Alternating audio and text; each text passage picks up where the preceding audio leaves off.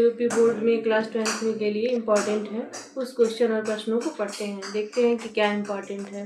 ठीक है, तो ये है आज मैदानी पोषण जो चैप्टर था उसमें कुछ क्वेश्चन है जो बोर्ड एग्जाम के लिए क्लास 12th के लिए काफ़ी इंपॉर्टेंट है, उसको पढ़ते हैं। तो देखते हैं पहला क्वेश्चन, पोषण का विशिष्ट क्षेत्र जो बीमारी के पोषण से संबंधित है कहलाता है। मतलब ऐसा पोषण जो बीमारी के पोषण से संबंधित है, मतलब तो कौन सा पोषण है?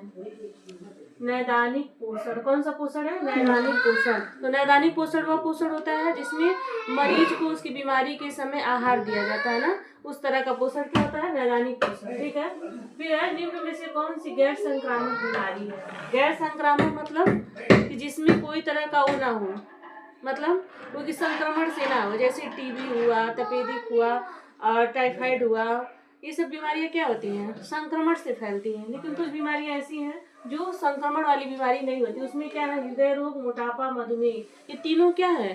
गैर संक्रामक, मतलब किसी संक्रमण से नहीं फैलता। ये लाइफ स्टाइल, जीवन शैली के बदलने से ऐसे रोग फैलते हैं। ये सभी रोग जो हृदय रोग, मोटापा, मधुमेह, जो आज के युग में अमीरों का रोग कहा जाता है, ये क्या? ये तीनों रोग है, संक्रामक बीमारी ये नहीं है। ठीक है, ये सभी जो है गैर संक्रामक बीमारी। ठीक, आहार में रोगी की चिकित्सा के अनुसार परिवर्तन किया जाता है। ऐसा कौन सा आहार है जिसमें रोगी को चिकित्सा के अनुसार परिवर्तन किया जाता है? मतलब रोगी जिस तरह का भी है, जैसे हाई बीपी, शुगर, कोलेस्ट्रॉल बढ़ा रहना, तो इसमें कौन सी चिकित्सा किया जाता है? कौन सा आहार है? तो ये संशोधित आहार। ठीक है, मतलब उसमें व्यक्ति के अनुसार आहार को संशोधित किया जाता है। फिर कौन सा आहार कमरे के ताप में द्रव अवस्था में रहता है? अब द्रव में बच्चे कंफ्यूज रहते हैं कि द्रव मतलब कि किस तरह से, लिक्विड फॉर्म में ना, तो इसमें कौन सा आहार होता है? तरल आहार। ये क्या होता है? लिक्विड फॉर्म में।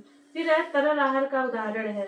तरल मतलब बच्चे बहुत ज्यादा कंफ्यूज, तरल मतलब तला हुआ, तला भुना जो भोजन है। जब भी हम क्लास में पढ़ाते हैं बच्चे उसको समझते हैं कि तला भुजा है। तला भुजा मतलब नहीं होता, तरल मतलब लिक्विड से होता है ना, लिक्विड जैसे पानी, दूध, ये सब क्या? तरल आहार है, लिक्विड। तो इसमें क्या होगा? खिचड़ी, दलिया, चपाती तीनों नहीं होगा, फलों का रस जो है तरल आहार में आएगा। ठीक है, अगला देखते हैं, वृद्ध जनों के लिए निम्न से कौन सा आहार सबसे उपयुक्त है? मतलब वृद्ध ना, बुजुर्गों की पाचन शैली भी कमजोर होती है, उनको दांतों की भी समस्या होती है, तो उनको ऐसा आहार दें जो उनके लिए पाचक हो। ठीक है, उसमें ये क्या है? तैयार मृदु आहार, नियमित आहार, तरल आहार, संशोधित आहार। तो तैयार मृदु आहार जो है वृद्धों के लिए सबसे बेस्ट आहार है। फिर है आहार विशेषज्ञ को परामर्शदाता बनाने के लिए कौन सा ज्ञान आवश्यक है? मतलब अगर कोई आहार विशेषज्ञ है और उसे काउंसलर बनना, तो कौन सा ज्ञान आवश्यक है? मनोविज्ञान, समाजशास्त्र, परामर्श सेवा, ये सभी। ठीक है, सभी ज्ञान उसको